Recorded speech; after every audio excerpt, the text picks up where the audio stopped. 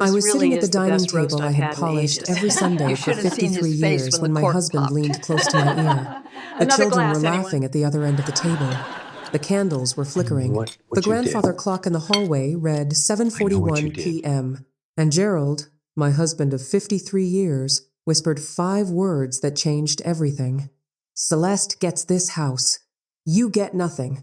Not a wall, not a fork. I set my wine glass down without a sound.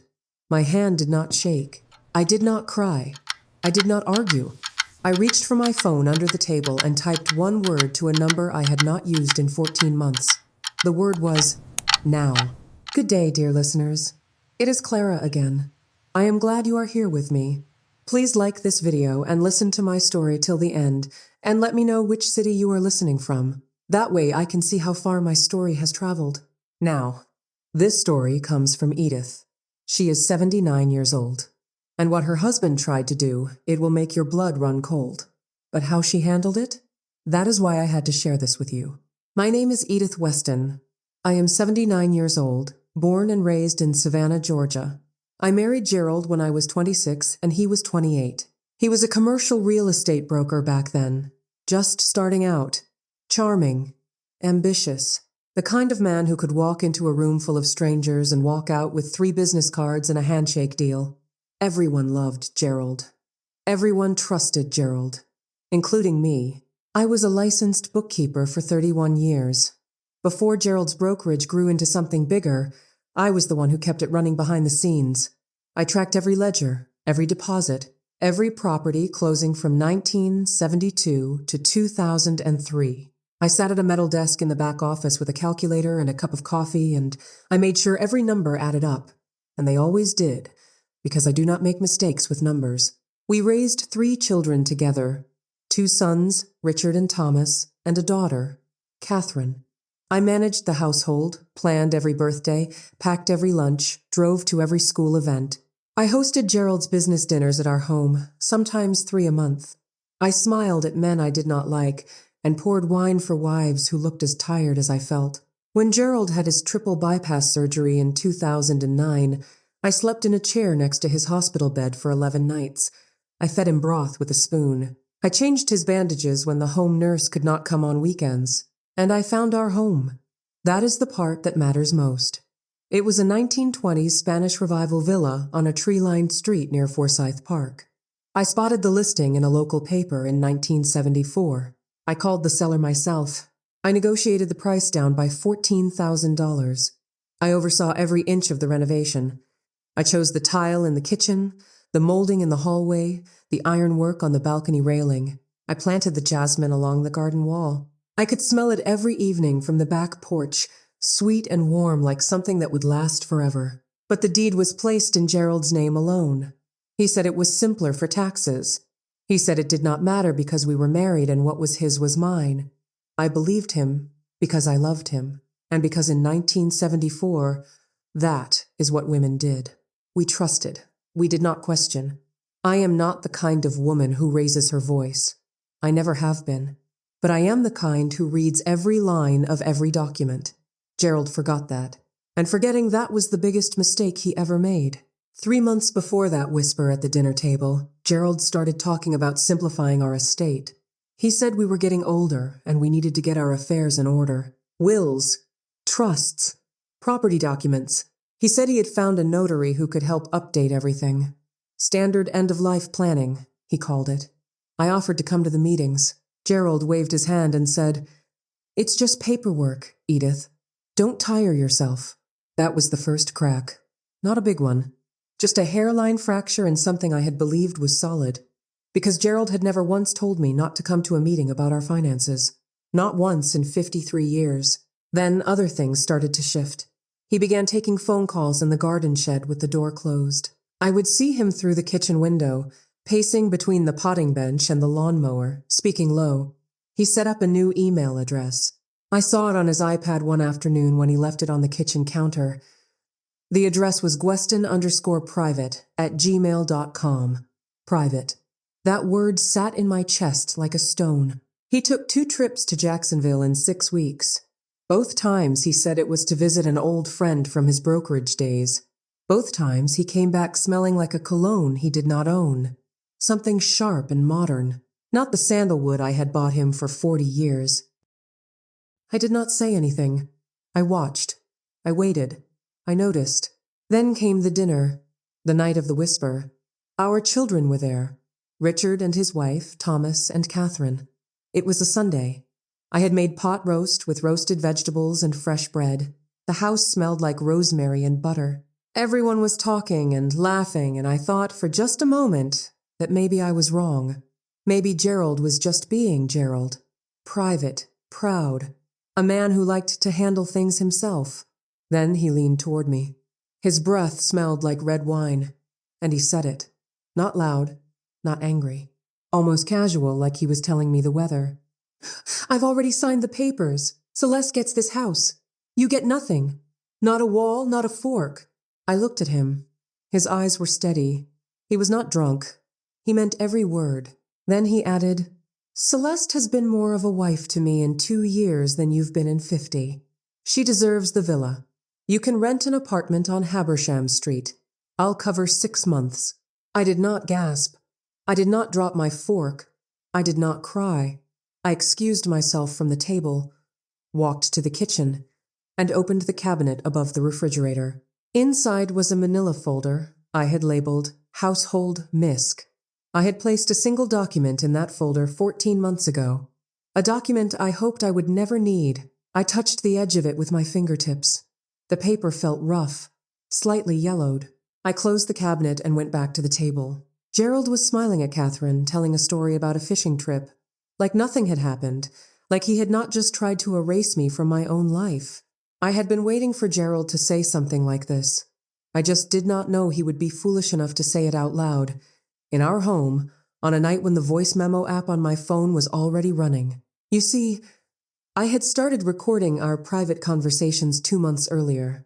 Not because I am paranoid, because I am a bookkeeper, and bookkeepers document everything. Gerald looked at me across the table and smirked. You're 79, Edith. Who's going to fight for you? The children? They already know. That sentence told me 2 things. First, he had already been poisoning the children against me.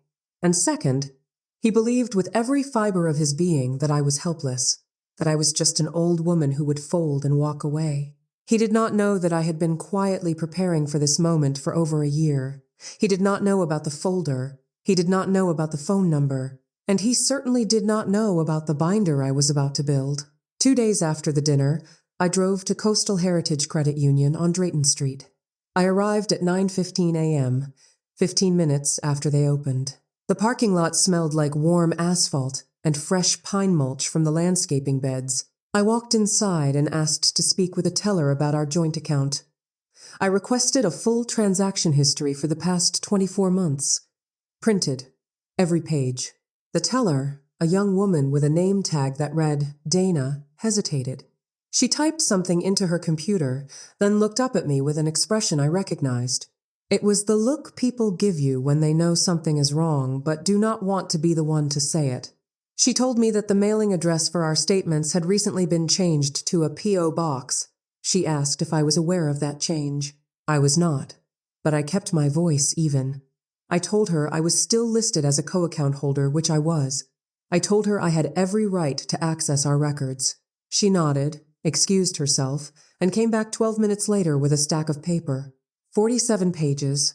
I took them home. I sat at the kitchen table, the same table where Gerald had whispered his plans, and I went through every single page with a yellow highlighter and a red pen. What I found made my stomach turn. Over the past 24 months, Gerald had transferred $214,600 out of our joint accounts. 19 separate transfers. All of them went to an account at a different bank under the name Celeste Moreau. 19 times he had moved our money to another woman. Some of the transfers were monthly, $4,500 each, labeled consulting. There was no consulting. There was no contract. There was no 1,099 filed. It was just a word Gerald typed into a box to make theft look professional. And then there was one transfer that stood out from the rest. A single wire of $87,000 dated 5 months earlier. The memo line read, Property deposit, Street Augustin. $87,000 of our money sent to buy property with another woman. Without my knowledge, without my consent, without a single word. I cross-referenced every transaction with Gerald's tax filings from the last 2 years. I still had copies, because every January, like clockwork, I organized the filing cabinet in the hallway closet. I pulled the returns. I compared the numbers. The transfers to Celeste were not reported anywhere. Not as gifts, not as business expenses, not as income to a contractor. They simply did not exist on paper. Gerald had hidden them completely. That afternoon, I went to the office supply store on Abercorn Street and bought a blue 3-ring binder, a set of tabbed dividers, and a box of sheet protectors. I labeled the tabs, bank transfers, property records, communications, timeline. I inserted every highlighted statement into the binder. I wrote dates in black ink and notes in red. Every page, every transfer, every lie documented and organized in a way that any lawyer or any judge could follow without confusion. When Gerald came home that evening, he found me sitting in the living room reading a novel.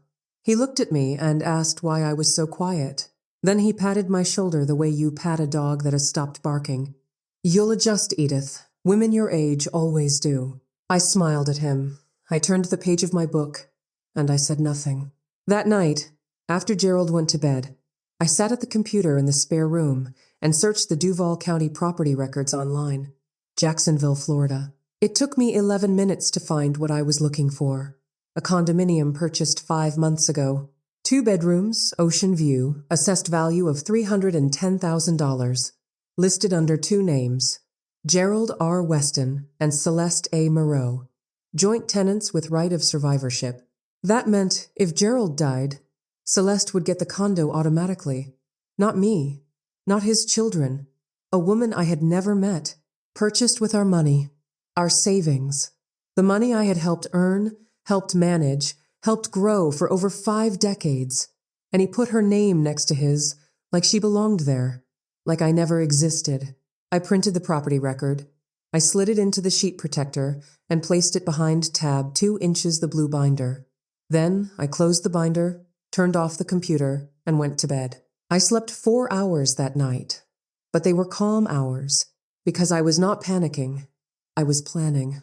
The following week, Gerald escalated. He came to the breakfast table on a Tuesday morning with a document. He slid it across the table toward me the way a card dealer slides a losing hand. It was a post-nuptial property agreement. 8 pages, drafted by a notary I had never heard of. A man named Devereaux, not our family attorney, not anyone I had ever met or approved. The agreement stated that I, Edith M. Weston, would relinquish all claims to the villa on the tree-lined street near Forsyth Park. All claims to the Street Augustine condominium. All claims to Gerald's brokerage retirement account, which was valued at $389,000. In exchange, I would receive a lump sum of $40,000 and 6 months of rent assistance. $40,000 for 53 years of marriage, for raising 3 children, for building a home tile by tile, for sleeping in a hospital chair for 11 nights while his chest healed. $40,000. That is what Gerald decided I was worth. Then he said the words that told me exactly how far he was willing to go. "Sign it this week, Edith. If you make this ugly, I'll tell the children you've been showing signs of confusion. I've already mentioned it to Dr. Parrish." I felt that threat land in my body like a cold hand pressing against my ribs. He was not just trying to take my home. He was laying the groundwork for a competency challenge. He wanted to make me look confused, forgetful, unfit, so that if I fought back, no one would believe me. They would believe the doctor. They would believe the concerned husband. They would look at me and see a woman who was losing her mind instead of a woman who was losing everything she had built. I picked up the document. I held it for a moment. The paper was crisp, expensive, the kind of paper that is meant to make something feel official and final. I looked at Gerald and said, "I'll read it over, Gerald. You know I like to read things carefully." He nodded, satisfied. He thought careful meant slow. He did not know that careful meant dangerous. 2 days later, The house phone rang at 10:14 a.m. on a Tuesday. I answered. The voice on the other end was a woman's, younger than me, confident, almost rehearsed. Mrs. Weston, I don't want to be cruel, but Gerald has made his choice. Please don't make this harder on yourself. You had your years. It was Celeste Moreau, calling my home, using my married name, telling me that my years were over. I could hear the sound of traffic behind her, the faint hum of a car engine. She was calling from her car. Comfortable, certain. I took a breath. I let the silence sit for 3 full seconds. Then I said, "Thank you for calling, Celeste. I'll remember this conversation." I hung up. I walked to the kitchen table. I opened the blue binder to the timeline tab. I wrote, Tuesday, 10:14 a.m., Celeste Moreau called the house phone, she said.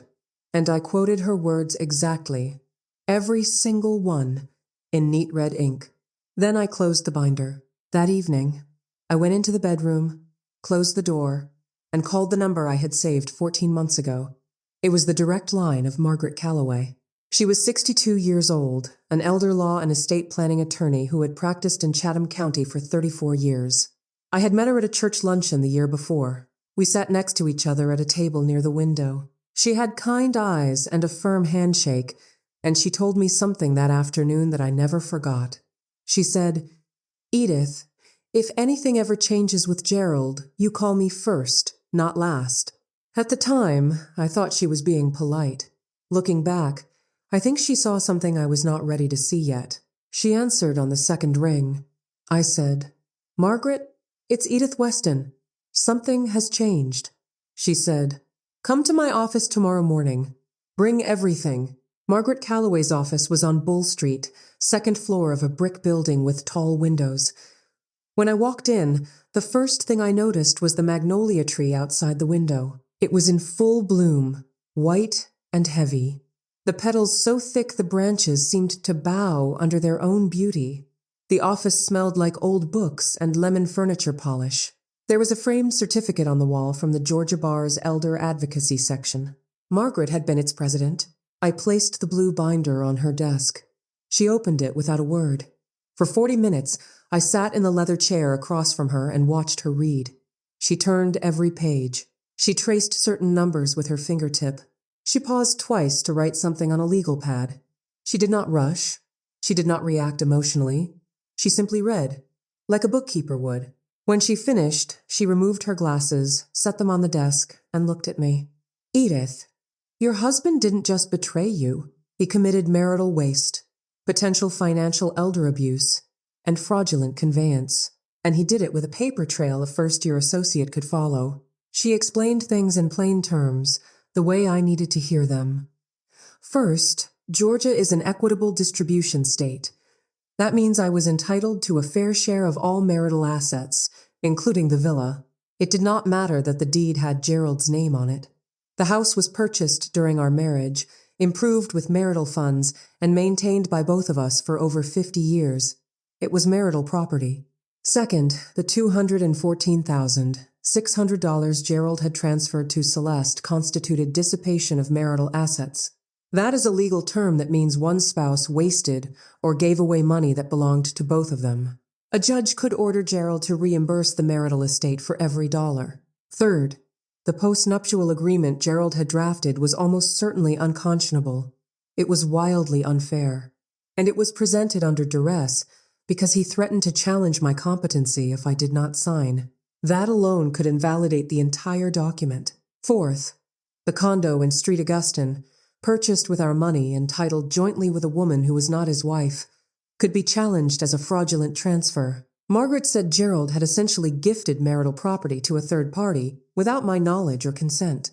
Then Margaret said something that I carry with me to this day.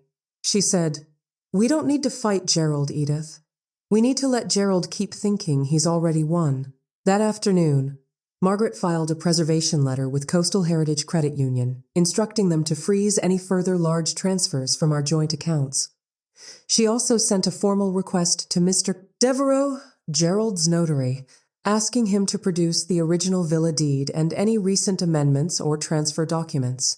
Before I left her office, Margaret asked me one question. She leaned forward slightly and said, "Edith, when you and Gerald bought the villa in 1974, did you ever sign a quitclaim deed removing your name from the property?" I thought about it. I searched my memory carefully, the way I would search a ledger for a missing entry. I said, "No, I never signed anything like that." Margaret smiled for the first time since I had walked in. It was a small smile, quiet, but it carried the weight of something enormous. She said, "Then we need to pull the original title chain from the Chatham County Records Office, because if what I suspect is true, Gerald cannot give away what is not entirely his." Margaret told me to go home and play along for exactly 12 more days. She needed time. Time to complete the title search. Time to subpoena Gerald's private bank records at the other institution. Time to get a forensic review of the brokerage retirement account to see if there were more hidden withdrawals. 12 days. That is what she asked of me. 12 days of sitting across the table from a man who was trying to erase me and smiling. So I did. I told Gerald I was thinking about signing the agreement. I said I just needed a little more time to understand the terms. Gerald's shoulders dropped. His jaw relaxed. He looked at me the way a man looks at a problem that has solved itself. The next day, he brought me flowers. Grocery store carnations, the cheap kind wrapped in plastic with the barcode sticker still on the cellophane. They were the first flowers he had given me in 3 years. He set them on the counter and said, "You're making the right choice. I'll make sure you're comfortable." Comfortable. Like I was a pet he was rehoming. I put the carnations in a vase. I set them on the windowsill, and I kept counting the days. Meanwhile, the title search came back, and it confirmed exactly what Margaret suspected. The original 1,974 deed for the villa listed both names, Gerald R. Weston and Edith M. Weston, joint tenants with right of survivorship. Gerald had never recorded a deed change. He had never filed a quitclaim. He had never legally removed my name from the property. For 50 years, my name had been on that deed, quiet and steady, like a root under the house that no one could see but nothing could pull out. That meant every document Gerald had prepared with Mr. Devereaux to transfer the villa to Celeste was invalid, completely void.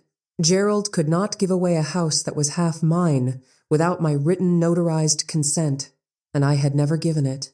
Not once. Not ever. While I was playing the role of the agreeable wife, Gerald made a critical mistake.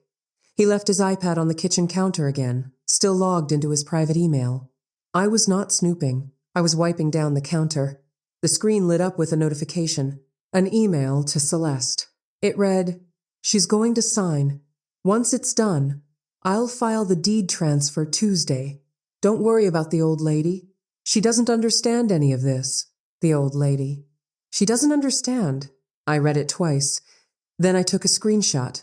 Then I printed it on the little printer in the spare room, the one Gerald had bought for printing real estate flyers. I wrote the date and time on the top of the page in red ink. I placed it in tab 4 of the binder.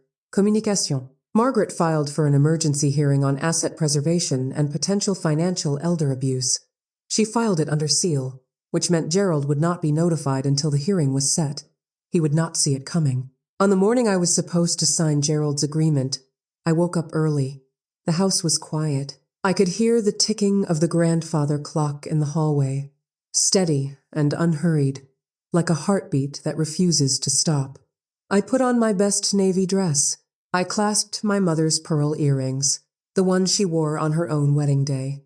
I picked up the blue binder and held it against my chest. Gerald came downstairs in his bathrobe. He looked at me standing by the front door and frowned. "Where are you going dressed like that?" I looked at him and said, "To meet your notary, Gerald." "And mine." His face went still. Just for a second. Then he grabbed his jacket and followed me to the car. He did not say a word during the drive.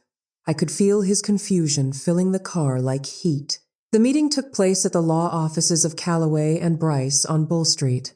The conference room had a long oak table, polished to a shine. The room smelled like burnt coffee and copier toner. There were 5 chairs. Margaret Callaway sat at the head. I sat to her right. Gerald sat across from me. Mr. Devereaux, the notary, sat next to Gerald. He was already sweating through his collar. And then, 5 minutes late, Celeste Moreau walked in. She was 54, blonde highlights, a tailored cream blazer. She looked confused. She had received a legal notice requiring her to appear, and she clearly did not understand why she was sitting in a law office in Savannah instead of shopping in Street Augustine. Margaret opened a folder and placed a single document on the center of the table. The original, 1974 deed. She looked at Gerald and spoke clearly, without emotion, without hesitation. Mr. Weston, this property is jointly held by you and your wife. You have no legal authority to transfer, encumber, or gift any portion of it without Mrs. Weston's written, notarized consent. Every document Mr. Devereaux has prepared is legally void. Gerald's face changed. The color drained from his cheeks like water from a sink. He turned to Devereaux. You told me the deed was in my name alone. Devereaux pulled at his collar. You represented to me that your wife had signed a quitclaim in 2016, Mr. Weston. I relied on your representation. Gerald's voice cracked. That was. She agreed to it verbally. Margaret did not flinch. She simply placed the next set of documents on the table. The bank transfer records. All 19 transactions, highlighted in yellow, totaling $214,600. She placed the Duval County property record next to them. The condo in Street Augustine, purchased with marital funds, titled jointly with Celeste. And then she placed the email on the table. The one Gerald had sent to Celeste from his private account. The one that called me the old lady who doesn't understand any of this. The room was silent. The ticking of the wall clock was the only sound. Tick, tick, tick. Celeste picked up the email printout. She read it. Her hand trembled. Then she stood up. Gerald, you told me the divorce was already filed. You told me she agreed to everything. Gerald pointed at her. Sit down, Celeste. Celeste's voice rose. I will not sit down. You lied to me too. Margaret let the moment breathe. Then she spoke again. She announced that a petition had been filed with the Chatham County Superior Court. The petition requested 4 things: an emergency asset preservation order to freeze all marital accounts, a full forensic accounting of every marital asset, a formal claim for dissipation of marital assets, and a referral to Adult Protective Services for investigation of potential financial elder abuse against me, Edith Weston, age 79. Gerald's eyes went wide. He turned to me. His voice dropped. Edith, let's talk about this at home. We can work this out. I looked at him. The man I had loved for 53 years. The man I had fed, nursed, supported, built a life for. The man who had whispered at our dinner table that I was worth nothing. I said, No, Gerald. We'll work this out here, with witnesses and documentation. The judge granted the emergency order the following day. All marital accounts frozen. The villa protected from any transfer. Gerald ordered to produce a full financial disclosure within 21 days. As Gerald walked out of the conference room that morning, Margaret handed him one more document, a formal divorce petition, filed by Edith M. Weston, citing adultery, financial misconduct, and dissipation of marital assets. He took the papers without looking at them. His hands were shaking. Mine were not. The consequences came quickly after that. They came the way storms come to Savannah in the summer. Fast, heavy, without mercy. Gerald's brokerage colleagues found out about the elder abuse referral. In a town like Savannah, certain kinds of news travel through professional circles like wildfire through dry moss. His real estate license was flagged for review by the Georgia Real Estate Commission. 2 of his longest-standing clients, men he had worked with for over 20 years, quietly moved their business to another firm. They did not call to explain. They simply left. The silence was louder than any phone call would have been. Celeste Moreau, confronted with the full truth that Gerald had lied about the divorce being filed, that the assets he promised her were not his to promise, that the condo was purchased with stolen marital funds, retained her own attorney. She filed to have her name removed from the Street Augustine property. And then she did something I did not expect. She cooperated with my legal team. She provided text messages and voicemails from Gerald that further documented his deception. Months of messages where he assured her the divorce was final, where he told her the house was his alone, where he called me names I will not repeat here. Every message went into the binder. My sons called me. Richard first, then Thomas the next day. Richard's voice broke on the phone. "Mom, we didn't know. He told us you were confused, that you wanted to downsize. He said you were forgetting things." I held the phone against my ear and closed my eyes. I said, "I know what he told you, Richard. Now you know the truth." Both sons cut financial ties with Gerald within the week. Catherine, my daughter, drove down from Atlanta and stayed with me for 10 days. She slept in her old bedroom and brought me coffee every morning without being asked. Gerald's attorney attempted to negotiate a settlement. He proposed that the villa go to me, the condo be sold, and the proceeds split 50-50. Margaret rejected it in writing the same day. She wrote, "Mrs. Weston is entitled to equitable distribution of all marital assets, including the $214,600 your client dissipated and the retirement account he attempted to exclude from disclosure." Then the court-appointed forensic review came back, and it was worse than we thought. Beyond the $214,600 in transfers, there was an additional $67,000 in undisclosed cash withdrawals over 30 months. Restaurant charges at places I had never been. Jewelry purchases I had never seen. A weekend trip to Hilton Head that I had never heard about. All for Celeste. Gerald had spent $281,600 of our marital savings on another woman. While I was cooking his meals and folding his shirts and sleeping alone in the bed we had shared for decades. Gerald, who was now staying in a rented room near the bus station on the west side of town, called me one evening. It was 9:38 p.m. I know because I looked at the clock before I answered. His voice was tired, angry, cracked. "You've destroyed everything, Edith. 53 years, and this is how you repay me?" I sat in the living room, in my chair by the window, where I could see the jasmine vine along the garden wall. The night air smelled like rain and honeysuckle. I said, "I repaid you with 53 years, Gerald." "You repaid me with a whisper at the dinner table." He hung up. I did not call back. A week later, a letter arrived at the villa. It was addressed to me. The handwriting was neat and unfamiliar. I opened it at the kitchen table. Inside was a single sheet of paper, cream-colored, folded in thirds. A handwritten note from Celeste Moreau. It said, "He told me you didn't love him. I see now who didn't love whom. I'm sorry." I read it twice, then I placed it in the binder. Not out of anger, just to complete the record. The divorce was finalized 5 months later. The judge's ruling was clear and firm. I received the villa in full. Gerald's name was removed from the deed entirely. For the first time in 50 years, the house was mine. Legally, completely, undeniably mine.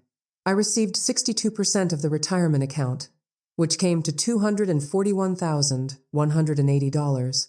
I received reimbursement for the dissipated assets, to be paid from Gerald's share of the condo sale, and I received spousal support of $2,800 per month. The first thing I did when the papers were signed was call a painter. I had the front door of the villa repainted. Sage green.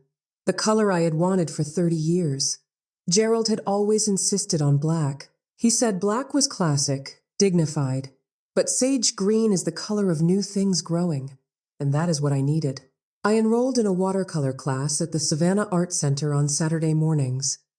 My first painting was the magnolia tree outside Margaret Calloway's office window on Bull Street, the one I had stared at while she read my binder. The petals were hard to get right. They kept blurring at the edges, but the teacher said that was what made it beautiful. Imperfect. Real. I started hosting Sunday dinners again at the villa. Richard and his wife come every week. Thomas drives down from Charleston twice a month. Catherine brings the grandchildren, 3 of them, loud and messy and full of life. I use the good china now, every single Sunday. Not just for holidays, not just for guests, for us, because we are worth the good china. I joined a women's book club at the public library on Bull Street. The first book we read together was I Know Why the Caged Bird Sings by Maya Angelou. I read it in 2 days. There is a line in that book that says, There is no greater agony than bearing an untold story inside you. I think that is why I am telling you mine. And I started volunteering with a senior advocacy group in Savannah. We help elderly women recognize the signs of financial abuse in their marriages.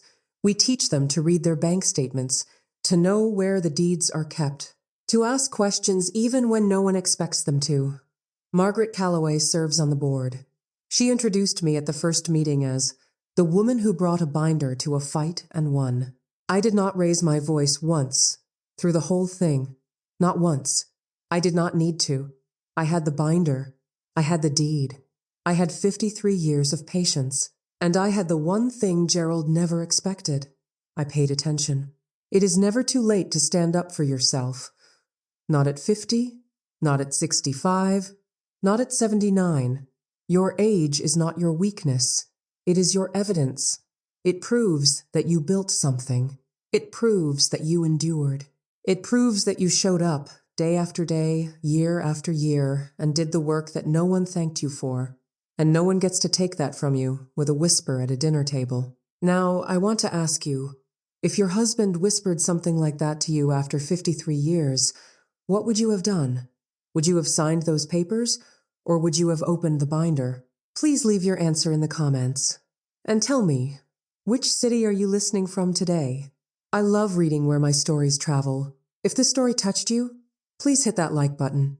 Share it with someone who needs to hear it, and subscribe so you do not miss the next one. Thank you for staying with me till the end. Until next time, take care of yourselves, dear listeners.